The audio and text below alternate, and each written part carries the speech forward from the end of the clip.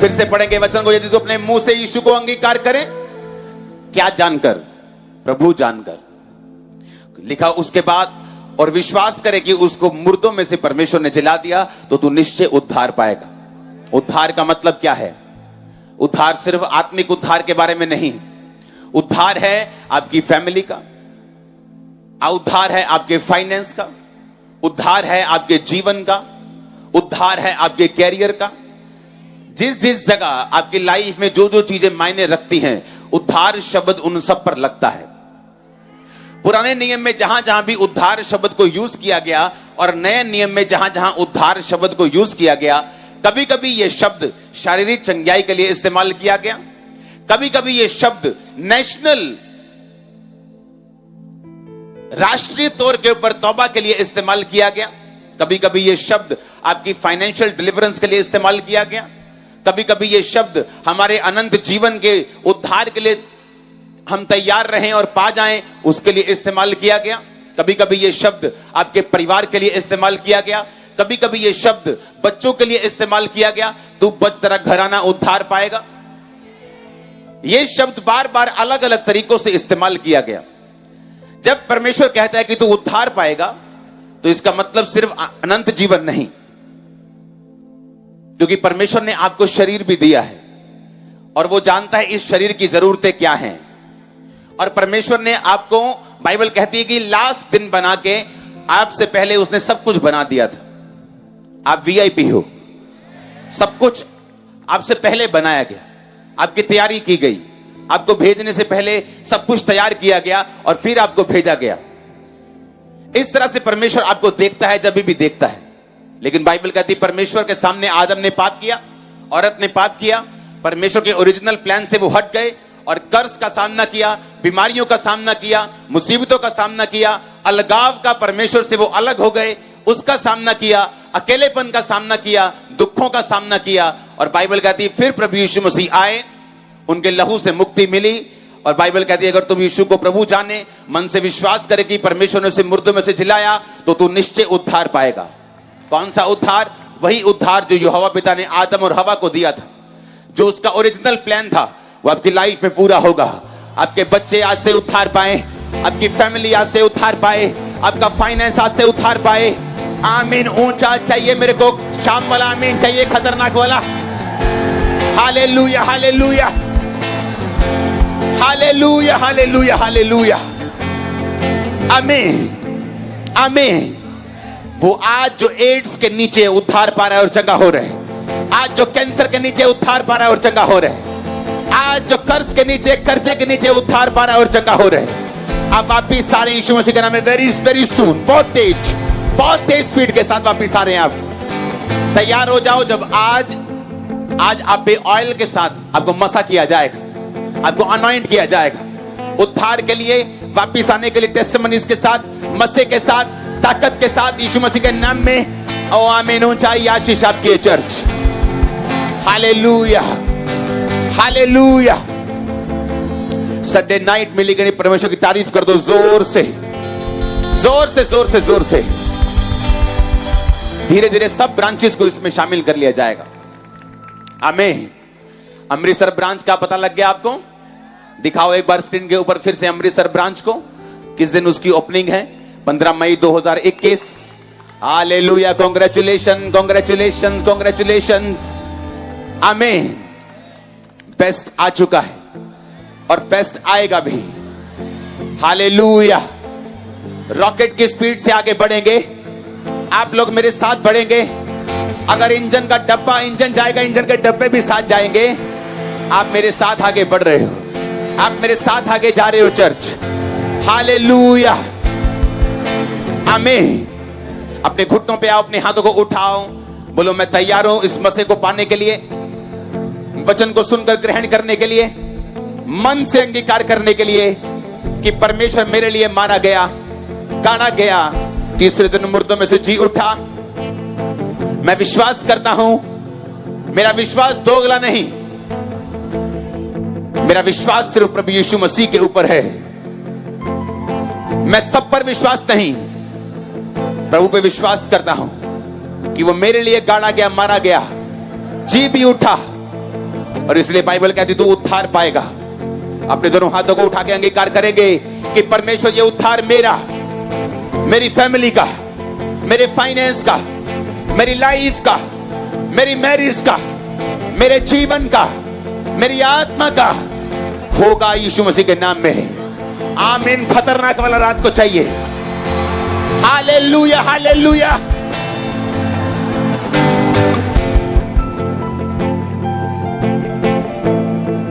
कुछ अलग ही चार्ज है रात को यहां पे। शरीर में तो थके हुए आते हैं, लेकिन आत्मा यहां पे चाहती है कि कुछ अलग काम हो। लंगड़े चलेंगे और अंधे देखेंगे और बॉडी शुद्ध होंगे। आमीन। और आप शाम की मीटिंग में, मैं आपको बता रहा हूं, जो लोग परमेश्वर की सेवकाई करने के इच्छुक हैं, ये शाम की मीटिंग मिस मत करना, क्योंकि परमेश्वर आपको अनॉइंट कर रहा है शाम की मीटिंग में। ये बिल्कुल अलग है, सुबह की मीटिंग से अलग है। ये प्रोफेटिक मीटिंग है। आज जब मैं आ रहा था, हमें प्रार्थना करनी होगी। अपने हाथों को उठा के हम किसानों के लिए प्रार्थना करेंगे। आने वाले समय में हमें एक प्रार्थना करनी है कि जो पंजाब के किसान हैं, जो इंडिया के किसान हैं, परमेश्वर उनके सिस्टम को ऐसा बनाए कि वो डायरेक्ट देशों से डील कर सकें, और जिससे हमारी इंडियन गवर्नमेंट को, पंजाब गवर्नमेंट को भी, स्टेट गवर्नमेंट को भी उससे बहुत फायदा होगा। बहुत सा अन्न जो खराब होता है बच जाएगा, ज्यादा पैसा आएगा तो इंडिया देश में यूज होगा। अपने हाथों को उठाएंगे, क्योंकि परमेश्वर ने मुझे दिखाया है, उसने मुझे दिखाया है कि अगर हम प्रार्थना करेंगे, अगर हम इस विषय को डेली प्रेयर्स में रखेंगे, अगर सुनो, मैंने आपको बताया था 2020 में कि जब कोरोना वायरस की लड़ाई दुनिया लड़ रही होगी, तो आप लोग देखोगे युद्ध होता हुआ। इंटरनेट पे भी मीटिंग है 2020 की, जब किसी को सपने में नहीं मालूम था कि इतने ज्यादा दुख के माहौल में, इतने ज्यादा वायरस के माहौल में, इतने ज्यादा महामारी के माहौल में भी कोई देश युद्ध करने के बारे में सोच सकता है।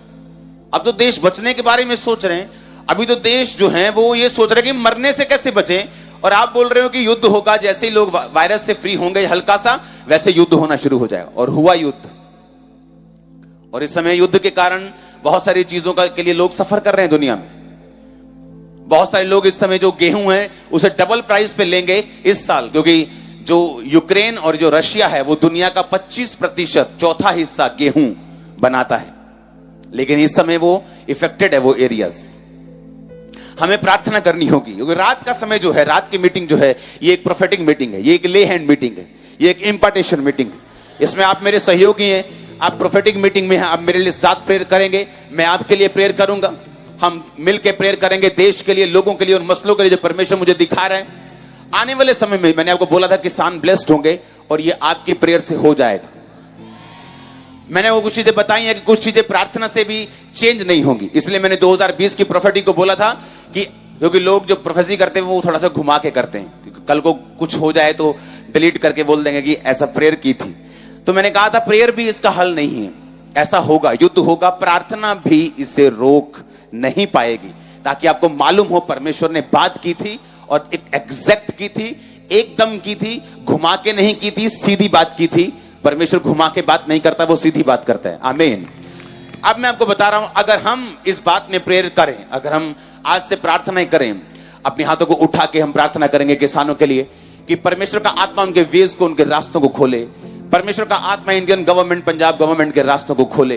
परमेश्वर का आत्मा उन्हें बुद्धि दे, ताकत दे, संयम दे, सामर्थ्य दे कि वो पूरी दुनिया के ऊपर यीशु मसीह के सामर्थ्य नाम में ब्लेसिंग को, अन्न को भेज के ब्लेसिंग को हासिल कर सके। हमारे किसानों की सिचुएशन सुधरे, प्रभु यीशु मसीह के सामर्थ्य नाम में हम मांगते हैं। बाइबल कहती है कि जो क्रिश्चियन लोग हैं ये सिर्फ चंगाई पाने के लिए चर्च में नहीं आते, ये ज्योति हैं। तुम जगत की ज्योति, यानी तुम रास्ता दिखाने वाले हो, तुम लाइट हो, तुम लाइट हो दूसरे लोगों के लिए, तुम रोशनी हो दूसरे लोगों के लिए, दूसरी जातियों के लिए, तुम नमक हो, तुम प्रिजर्वर हो, तुम बचाने वाले हो, तुम सुरक्षित रखने वाले हो। हर अचार में नमक डलते हैं, आप चिप्स खाते हैं पैकेट में, उसमें नमक डलता है ताकि वो खराब ना हो। परमेश्वर ने कहा तुम नमक हो, तुम दुनिया को बचा के रखोगे, प्रिजर्व करके रखोगे। Hallelujah, hallelujah. हम प्रार्थना करेंगे रोज अपने किसान भाइयों के लिए।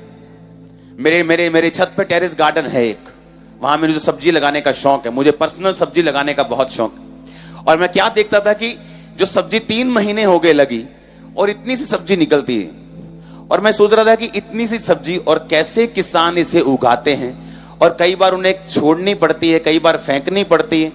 और मैं पर्सनली एक्सपीरियंस करता हूं कि अगर, क्योंकि दवाई नहीं मैं डालता सब्जी के ऊपर, और जब वो खराब हो जाती 3 महीने के बाद, मैं कहता हूं ये 3 महीने के बाद इतनी सी सब्जी ये भी खराब अगर होती है तो क्या किसान के पल्ले पड़ता होगा।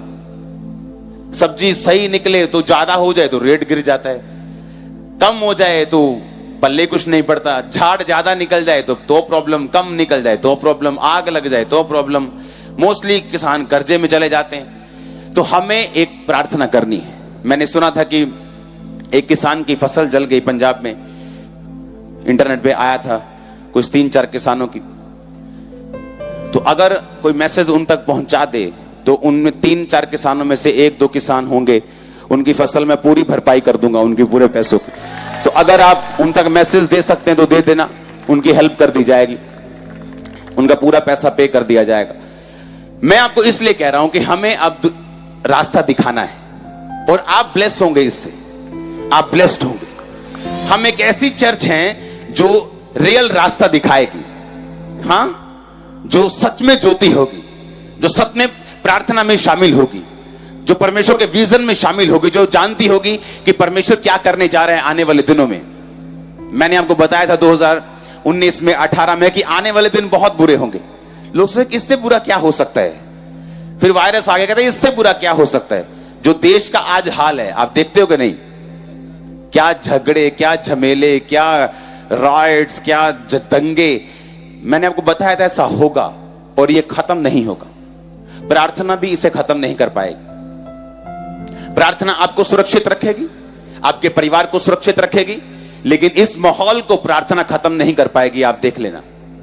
क्योंकि एंड के दिनों की ये निशानियां हैं। कौम कौम के ऊपर चढ़ाई करेगी, जाति जाति के ऊपर चढ़ाई करेगी, राज्य राज्य के ऊपर चढ़ाई करेगी। आने वाले समय में आप देखोगे स्टेट स्टेट के साथ भी लड़ेगी, आप देखना, खुल के लड़ेंगे स्टेट स्टेट के साथ, क्योंकि बाइबल ऐसा कहती है।